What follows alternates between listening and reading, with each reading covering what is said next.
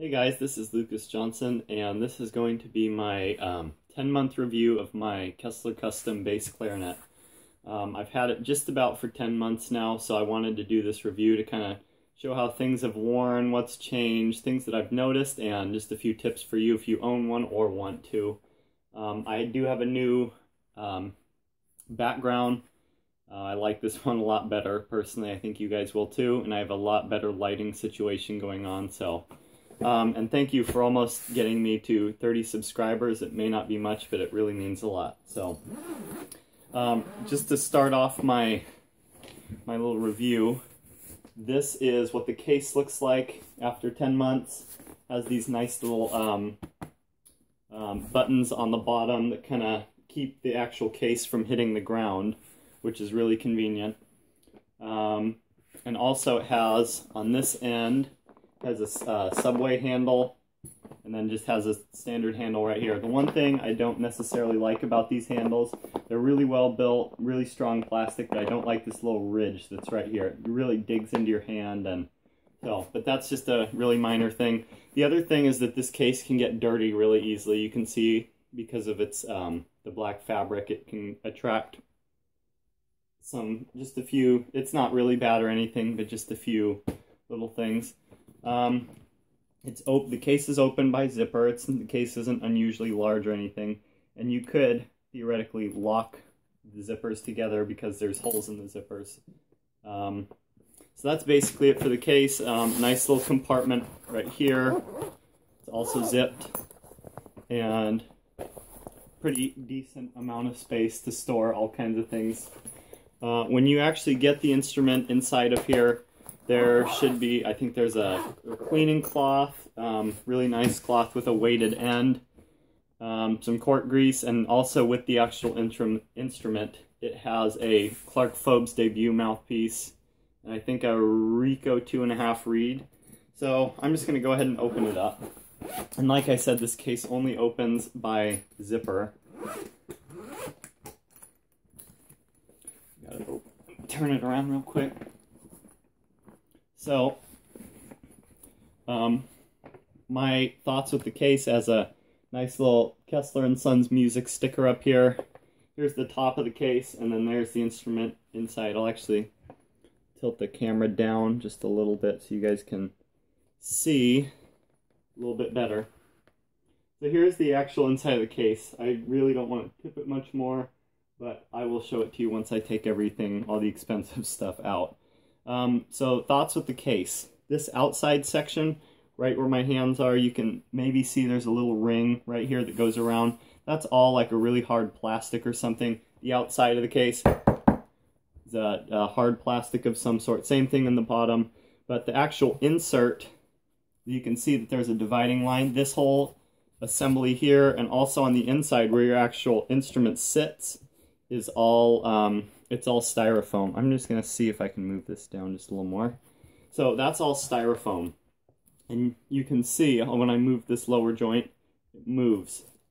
Not terrible. Then the upper joint is a lot better. Supposedly this is an improved case. Not a lot of room for the bell to move. Mouthpiece is very well secured, doesn't move at all. Neck moves a little bit, but those are kind of unimportant parts. The really important part is the actual body of the instrument. So that's all with the case. I have a few notes here, so if you see me looking, that's what I'm going for. Okay, so right when I got this instrument, I took it to Tim's Music in Sacramento, California. And what they did for me, they did a really good regulation job for me. That turned out really, really well. The instrument didn't play a whole lot better, but it just made me feel better that it was in absolute tip-top shape. So that's the story with that. I don't know how much they fixed, but the one thing I noticed when I compared this with my Bundy bass that I had before is that the key action on this instrument is so light and crisp. It's really, really phenomenal. So we got the bell right here, nice little Kessler custom engraving. Nice wing nut on here. Really easy to secure the peg. Now, this peg may look really short, but I'm about 6'2", and sitting in most chairs, it's perfect for me. The one inconvenience with having this short of a peg, of course, is you can't stand with it, but those pegs can be purchased. So there's the peg right there. So next one I'm going to take out is the lower joint. And one of the things that I'll put this on the camera so you can see, one of the things after I use this pretty heavily, I would say. You can see that there's just a little bit of plating wear right there on the thumb rest where you can see where the plating's starting to wear. That's really the only part that I've had any plating wear. Everything else is good. And like I said, I've been pretty heavily using this. So the other thing that I wanted to talk about is that this bass clarinet and a lot of the other cheaper bass clarinets are somewhat to a point, especially this model. When you compare it to a lot of the other Chinese basses, they look a little bit more like the Ridenour bass, and this one has some updates to it. This one follows Yamaha's design of their 622-2 a lot more than a lot of the others. No screw adjustments here.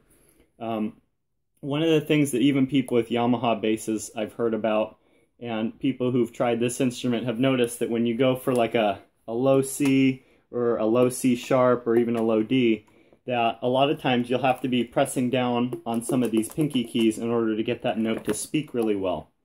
And my solution for that is, and I think it's just how these instruments are set up, not necessarily it's a problem in the design. So you can see right there, I have a little piece of paper, a very thin piece. It's not an absolutely perfect fix, but it actually has been holding up for months and months. So I can hit a low C with this back key right here, and it will not require any other fingers to be pushed down to hit that low C. So just a little piece of paper. Yeah, let me find it. I lost it now. There it is. So right there. And then so by getting that key to raise, you hit the low E flat. And then when you hit the low D, that assembly raises that whole section. So you can see that what the problem is that it doesn't shut the low E all the way when you just go for the thumb keys. So that's why you have to press other things. So that's the solution for that. I just thought that was worth mentioning.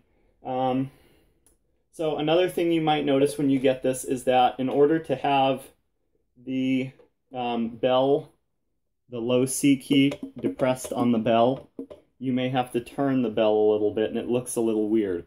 How that was solved is when I took this instrument to get regulated, they did some adjustments with the double register key, and when they adjusted that, it changed the position of how you'd hook up the neck, so it was no longer crooked when you'd hook up the bell, so that was nice. So the two other places that I've had plating wear, lean this on here, okay. So the other plating wear that I have gotten is right on this thumb key. You can see it just a little bit. Now this is not tarnish, this is actual erosion of the nickel plating on the keys.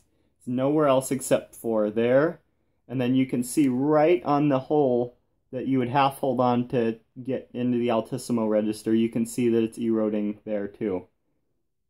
Look really closely, it's just starting.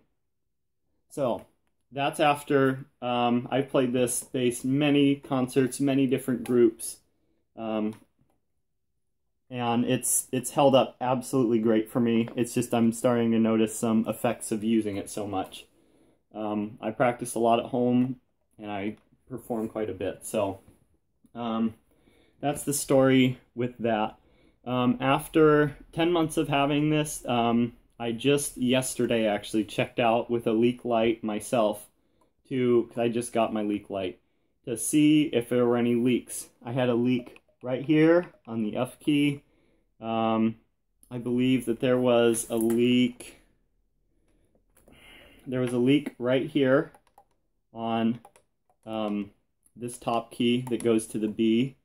And then there was a leak in one of the lower notes. I believe it was the low F. And I fixed all of those at home by myself. It doesn't take a whole lot of work. So yeah, just a few leaks. It actually did not improve the playability very much by fixing those leaks. It just a little bit, but it wasn't really, yeah. Let's see.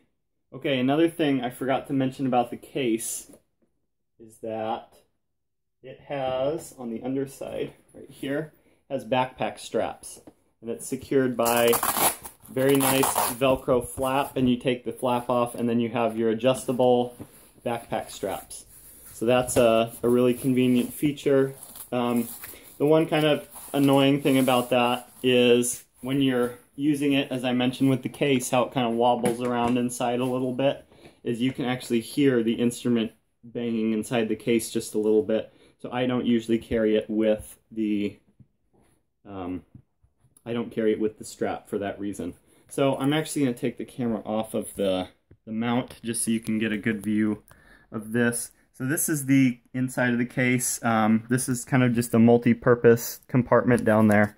I have a spare mouthpiece that I keep in there, a bunch of reeds, Cork Grease, mouthpiece patch, and then they keep my normal mouthpiece right in here. It works great for me. So this is the inside of the case. Pretty nice. And like I said, the inside is styrofoam, but it's held up fine for me so far. So let's see. Pick out a reed. Go with the traditional. So case is pretty nice. It does have a improved case from their previous version and from a lot of the Ridner bass clarinet and a lot of the other cheaper ones. Let's see. Okay, this is another thing I wanted to talk about. So if you would buy a Buffet or a Selmer, the fit and finish is going to be really, really good on one of those. And of course, in order to make something cheaper, you have to cut a corner of some sort. And the place that I think corners were cut on this bass, and it's not necessarily a bad thing, but it's something you might notice when you get it. And this would not fly out of a Selmer or a Buffet factory. It might be really hard to see, but you can see inside of there. It's just a little bit rough. There's actually some machining marks on the neck and the inside. It's really tough to see. When I run a cleaning cloth through here, parts of the cloth will get caught on rough edges. So that's just, yeah. But it's just kind of, that's where they cut corners, is not perfectly polishing everything on the insides of all of this. So yeah, you can see in there it's pretty rough. So, but that doesn't affect the playability at all. And I think that in order to get a really good playing instrument, and keep the price down, it's one of the areas that they had to compromise a little bit.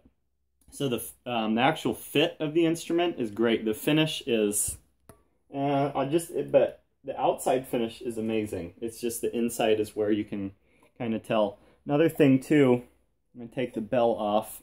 When they shipped it to me, the inside, way deep down on the inside of the bell, just really dirty, has never been polished. It was, yeah, way deep in there. So just another thing where they had to cut corners. So, but like I said, this instrument has played absolutely wonderfully for me in the time that I've had it. So, and in this chair that I'm currently sitting in, I'm kind of adjusting the peg as I go. It's still got some pretty ample space in there. So the other thing I do have to mention is that one thing you have to get used to if you're going from, say, a low E flat bass is just the setting up of the double register key neck, and I'm not going to be able to get it in the picture. So there we go. So it's just a little bit different because this whole mechanism here connects to the neck, and it sometimes takes a little bit of practice to get it right. Took me a little bit of practice. So put the neck on, and sometimes you just gotta mess with the keys a little bit until you can get a perfect seal. What you want is to have this, when you hit the register key, you want a perfect seal on that top register key, and then you want this one to open when you want it to. You can see there's two of them, and you want them to make a perfect seal, which it's not right now. So I'm going to have to just adjust a little bit. My floor peg is slipping. That's always nice. Usually, I've never had this floor peg slip when I have it really well tightened up. Sometimes if I get lazy and don't tighten it all the way, then it'll slip just a little bit. But if you have it well tightened, it stays for you, so it's good.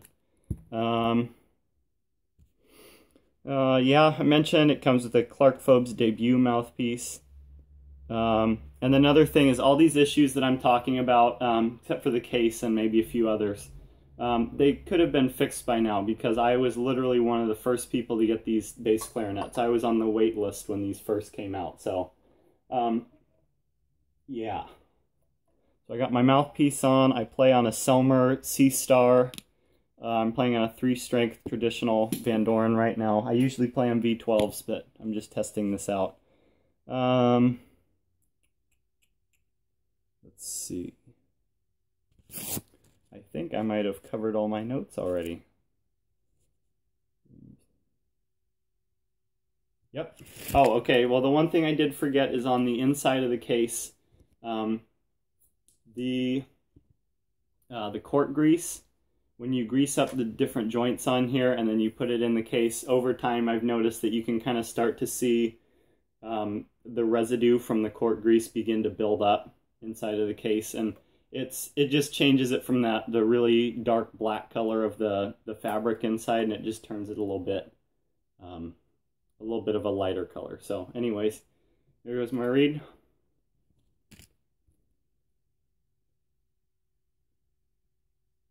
And this thing has not been looked at by a repair technician in probably since about 10 months since I got it, so. Okay, so I got my reed placed. I'm using a Rovner dark ligature. Works really, really good for me. So, I haven't played all day, but I'll do my best to just kind of show how this thing sounds. No leaks. So here we go.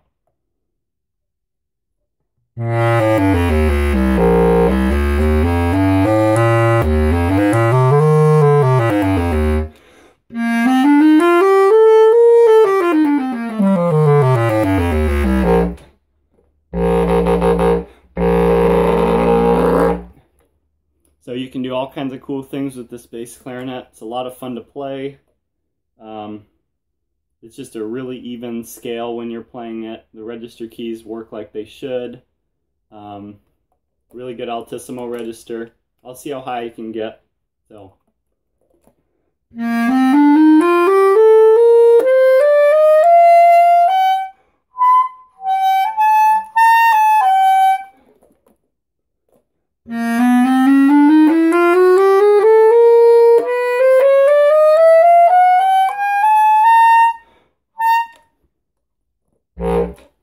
So that was a concert B flat going from a low C, because it's a C on a B flat instrument, and then all the way up to a really, really high C. So this instrument is just so versatile. It works great for me. That it can go through from the low C to the really high C that I just hit. That's 5 octaves of a concert B flat is what it's going through. So pretty crazy. So that's about it for this review. Like I said, I really like this thing. The best part is the price. You're just getting really good performance out of this instrument for a price that can't be beaten. I've played the Yamaha, the Selmer, and the Buffet basses, and I do have to say, as for the actual feel of the instrument, this is very similar to the Yamaha. Just a little bit on the resistant side, but you get used to it. And then it just, as for the response and everything, it feels really good. So that's it. Thank you for watching, and subscribe if you want to see more cool stuff like this. Thank you.